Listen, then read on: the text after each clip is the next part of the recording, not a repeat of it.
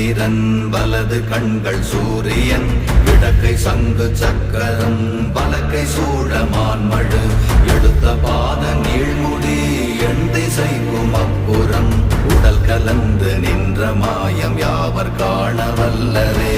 ஓம் நமச்சிவாய.